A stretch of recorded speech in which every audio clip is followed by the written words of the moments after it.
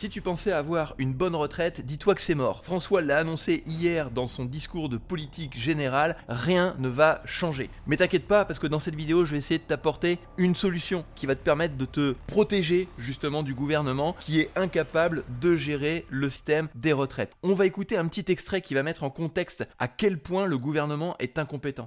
Quand François Mitterrand est élu en 1981, la France est l'un des pays les moins endettés du monde, avec à peine plus de 20% de dette sur notre production nationale. À la fin du second mandat, en 1995, c'est 52%. Plus de 30 points d'endettement en 14 ans.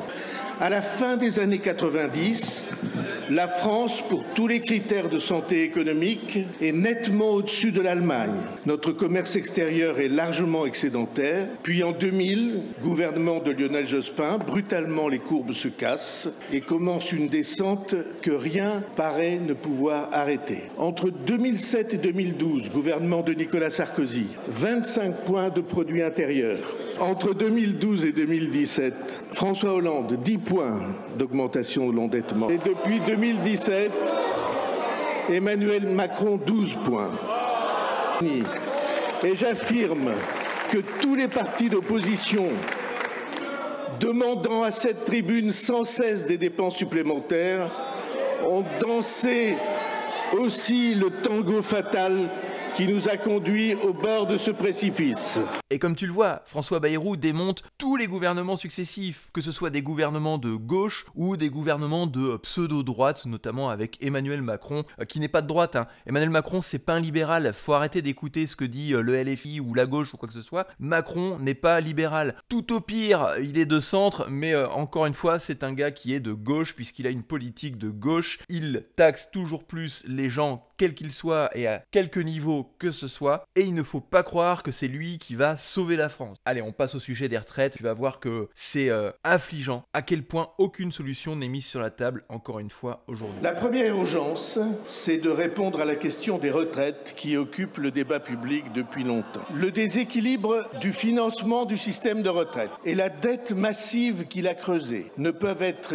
ignorés ou éludés. Et il vient de le dire, les retraites ne sont pas uniquement financées aujourd'hui avec le salaire des personnes qui travaillent. On emprunte pour payer les retraites des personnes inactives aujourd'hui. Ça prouve donc que le système des retraites par répartition ne fonctionne pas. Je résume les chiffres que nous avions établis au commissariat au plan en 2021 et qui sont probablement aggravés depuis. Notre système de retraite verse chaque année quelques 380 milliards d'euros de pensions. Le système par répartition que nous affichons voudrait dans son principe que chaque année, les actifs assument le versement de ces pensions. Or, les employeurs et les salariés privés et publics, sur ces 380 milliards, versent à peu près 325 milliards par an. Cette somme s'obtient en additionnant les cotisations salariales et patronales du privé et du public. Et là, c'est très drôle. Il est en train de te dire que le public paye des cotisations pour la retraite, ce qui est ridicule. Qui est-ce qui paye le public? C'est les impôts des personnes qui sont dans le privé. Ce sont les créateurs de richesse, c'est-à-dire les entreprises, les personnes qui se lèvent tôt et qui payent des impôts, qui vont payer le salaire des personnes dans la fonction publique. Et ces personnes dans la fonction publique vont repayer par-dessus une cotisation pour la retraite. Tu vois un petit peu dans quel état nous sommes, qui est complètement ridicule et absurde d'un point de vue purement économique. 380 milliards moins 325 milliards restent 55 milliards versés par le budget des collectivités publiques et au premier chef le budget de l'État à hauteur de quelques 40 ou 45 milliards. Or, ces 40 ou 45 milliards annuels, nous n'en avons pas le premier centime. Chaque année, cette somme, notre pays l'emprunte. Sur les plus de 1000 milliards de dettes supplémentaires accumulées par notre pays ces 10 dernières années, les retraites représentent 50% de ce total. T'imagines, on est en train de t'expliquer, ou tout du moins il est en train de t'expliquer que tu as une dette gigantesque qui augmente toujours plus d'année en année, d'accord, de gouvernements successifs en gouvernements incompétents successifs, et là, sur les 1000 milliards empruntés, tu as 50% qui sont uniquement prévus pour la retraite. Ça veut dire quoi? Ça veut dire qu'aujourd'hui, le système de retraite n'est plus efficace. On a un système de retraite par par répartition, ça veut dire que tant que tu as des travailleurs cotisent, ils peuvent financer les personnes qui sont à la retraite, et ils sont en train de te dire, il est en train de t'expliquer très clairement qu'il n'y a pas suffisamment de travailleurs, puisqu'on emprunte 50% pour les retraites sur les marchés. Donc le système de retraite est en PLS, c'est un constat, c'est un fait, et c'est dit très clairement. Et pourtant, Bayrou, c'est pas un gars ultra-libéral, c'est pas un gars de droite, c'est un gars de gauche, d'accord? Donc ça veut dire quoi? Ça veut dire qu'il reconnaît par ce fait que les retraites, c'est mort. Je choisis donc de remettre ce sujet en chantier avec les partenaires sociaux. La démarche s'appuiera sur un constat et des chiffres indiscutables. Je vais demander à la Cour des comptes, en une mission flash de quelques semaines, de nous donner l'état actuel et précis du financement du système de retraite, et ce résultat, le gouvernement le communiquera à tous les Français. Alors, comprends par mission flash de quelques semaines que tu vas, en plus de cotiser pour les retraites, d'accord, d'être ponctionné sur ton salaire pour des retraites qui vont être misérables, tu vas avoir de l'argent extrait de tes impôts pour financer un consortium de députés, je sais pas trop quoi, qui vont discuter entre eux avec des petites gaufrettes et des petits cafés payés aux frais de la princesse, pour débattre d'un sujet qui n'est plus à débattre, puisque on a déjà les chiffres. Les chiffres sont déjà là, il les a déjà exposés. Donc ça ne sert strictement à rien de mettre en place une mission flash de quelques semaines, payée avec les impôts des Français, pour qu'au final on dise exactement la même chose. Les retraites par répartition, c'est de la merde. Une délégation permanente sera donc créée. Je la réunirai dès vendredi. Je proposerai aux représentants de chaque organisation de travailler autour de la même table, de s'installer dans les mêmes bureaux, ensemble, pendant 3 mois, à dater du rapport de la Cour des comptes. Si au cours de ce conclave, cette délégation trouve un accord d'équilibre et de meilleure justice, nous l'adopterons. Le Parlement en sera saisi lors du prochain projet de loi de financement ou avant, et si nécessaire, par une loi. Mais si les partenaires ne s'accordaient pas, c'est la réforme actuelle qui continuerait à s'appliquer. Ce point-là est un petit peu moins clair, parce que de ce que je comprends, d'un côté il veut faire une étude flash payé avec l'argent des Français, et de l'autre côté il veut enfermer des gens dans un bureau pour discuter entre eux aux frais de la princesse, encore une fois, hein, c'est toi qui payes, je te le rappelle, pour blablater sur un sujet où il n'y a pas à blablater. On sait que les retraites, c'est mort. On sait qu'on ne peut plus financer le système des retraites que l'on a aujourd'hui. Il faut trouver des solutions différentes. Il faut mettre en place un système des retraites qui soit complètement novateur. Le système de retraite par répartition, c'est de la daube. Le système de retraite à points, c'est un système de retraite par répartition déguisé. Je te le rappelle, hein, le système de retraite à points, c'est que tu cotises pour la valeur d'un point, mais l'État, à tout moment, peut changer la valeur de ce point. Donc ça veut dire que si l'État continue à être en PLS, eh bien tu vas te retrouver à cotiser pendant 40 ans, et on va dire, bah non, bah finalement, au bout de 40 ans, au début tu avais, je sais pas, on va dire 2 € le point, et puis au bout de tes 40 ans, tellement l'État s'est gavé sur l'argent des Français, tellement qu'il a gaspillé l'argent des Français, eh bien la valeur de ton point sur les dernières années va être de, je sais pas, 2 centimes par exemple.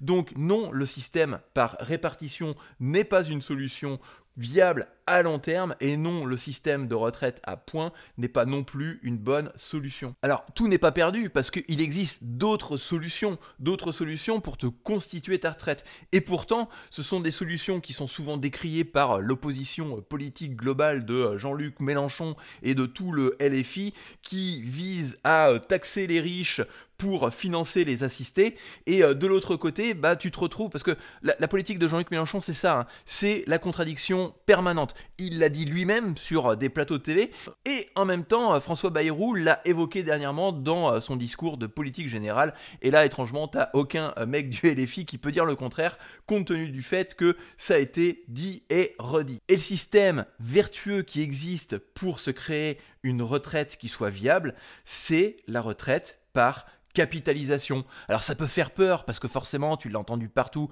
avec le LFI qui crie qu'il faut torpiller les riches, qu'il faut les ponctionner, les taxer à outrance pour régler tous les problèmes des assistés français, mais c'est complètement faux. Alors je reprends un petit tweet de notre Clémence Guettet parce que voilà, c'est pas de gaieté de cœur que je t'annonce qu'elle m'a bloqué sur X. Eux qui sont soi-disant chers à la liberté d'expression, voilà, quand tu leur prouves par A plus B, elle a peut-être pas aimé mon petit reportage sur Danse avec les pingouins, je te mettrai une petite fiche pour que tu puisses aller le voir si ça t'intéresse. Bon, bref, elle explique que c'est du jamais vu. En 2024, le CAC 40 a versé plus de 1000 milliards aux actionnaires. Pendant ce temps, les salaires stagnent. Alors, elle parle de salaires qui stagnent. Je te rappelle que les députés se sont augmentés de 300 € par mois en 2024. Voilà, eux, leur salaire, il stagne pas. Et leur salaire, il est payé par les impôts des Français. Il est payé par les taxes des Français, par les cotisations des Français. D'accord ? Donc son salaire qui stagne, elle peut se le mettre là où je pense, parce que le sien à elle, non, il ne stagne pas. Et donc bientôt, Bayrou tombera, bien évidemment, parce que comme on est dans la politique de la contradiction systématique, on va, même si le projet il leur plaît, contredire le gouvernement et le censurer. Et là, et nous partagerons les richesses. Alors, le terme partager les richesses, c'est du vol, d'accord ? Il faut bien comprendre que partager les richesses d'une personne qui crée de la richesse, c'est le voler de sa richesse pour financer des assistés comme Clémence Guettet. Et toutes les politiques en général, hein, que ce soit Bayrou et tous les autres pantins du gouvernement, c'est nous qui les payons. Il est temps de redresser tout ça et je trouve les commentaires assez pertinents juste en dessous puisque le versement des dividendes est déjà du partage de richesse. Bah oui, tu as des personnes qui font confiance à une entreprise. L'entreprise lui reverse une partie de ses bénéfices et donc lui reverse des dividendes. C'est du partage de richesse. L'entreprise, parce que tu lui as fait confiance, reverse une partie de ses bénéfices sous forme de dividendes. Et imagine demain, si tout le monde fait la même chose, je te donne 2 chiffres. Sur 40 ans de cotisation de ton salaire, d'accord, on va te prélever à peu près 240, je crois, un truc comme ça, 250 000 € pour pouvoir financer ta retraite. Si ces 250 000 €, tu les avais prélevés de ton salaire et que tu les avais mis en action sur les marchés financiers, pendant cette période de 40 ans, tu aurais dans ta pocket plus de 2 millions d'euros pour financer ta retraite. Ils sont où les 2 millions d'euros si l'État te prend cet argent-là ? Eh bien, tu les as pas, alors que tu peux le faire en investissant dans des entreprises, en achetant des actions d'entreprise, que ce soit français ou que ce soit américain, peu importe, tu peux te constituer ta propre retraite. Et le truc, c'est que c'est accessible à absolument tout le monde aujourd'hui. Tu vas à la banque, tu ouvres un PEA, et ça y est, tu peux acheter des actions françaises. Bon, après, tu te fais arnaquer par ta banque. Il vaut mieux passer par des solutions comme DeGiro, par exemple, ou d'autres néobanques qui existent sur Internet, qui te ponctionnent beaucoup moins de frais que ta banque. Mais tu as la capacité de le faire. Tu peux le faire. Et si tu es jeune aujourd'hui, si tu as 20 ans, 22 ans, 23, même 30 ans, et bien même 40 ans d'ailleurs, il est encore temps de pouvoir commencer à capitaliser pour ta retraite. Il faut donc arrêter de croire que la France va te sauver. Et dans le discours de politique générale de François Bayrou, il l'a démontré. La France, depuis 40 ans, n'a pas été capable de relever le budget de l'État. Toi, par contre, tu as un salaire qui peut être contraignant, tu es capable de te serrer la ceinture suffisamment, tu es capable de faire des économies, donc tu es capable de t'autofinancer, donc tu es capable de gérer ton propre argent. Et je suis sûr et certain que les Français sont suffisamment intelligents pour se créer leur propre retraite par capitalisation. Alors tu vas me dire, ouais, mais c'est pas avec mon salaire de misère que je vais y arriver. Eh bien justement, bonne nouvelle, tu as la possibilité sur les réseaux sociaux d'être rémunéré à t'exprimer, ce que je fais à l'instant. Et tu peux gagner de l'argent en partageant ta passion sur les réseaux sociaux. Moi je parle de politique économique, mais tu peux parler de ce que tu veux. Tu peux parler d'écologie, de mécanique, de jardinage, de maçonnerie, et partager ça sur les réseaux sociaux. À force de persévérance, parce que tu utilises une passion, tu arriveras à te dégager des compléments de revenus que tu pourras investir dans ta retraite par capitalisation. Et ça ne pèsera pas plus sur ton budget quotidien. Alors pour ça, tu n'as que deux choses à faire. La première, c'est de cliquer sur le premier lien qui se trouve dans la description pour accéder à mon canal Telegram où je te partage plein d'autres sujets autour de la politique générale, mais aussi je t'apprends à te dégager des revenus avec les réseaux sociaux. Et la deuxième chose, c'est que tu peux t'abonner à cette chaîne, comme ça YouTube, par son algorithme, te proposera certains contenus, comme par exemple la playlist des créateurs de valeur qui te montre en détail comment est-ce que tu peux profiter de la création de contenu. Et surtout, ne te laisse pas faire, exprime-toi dans les commentaires.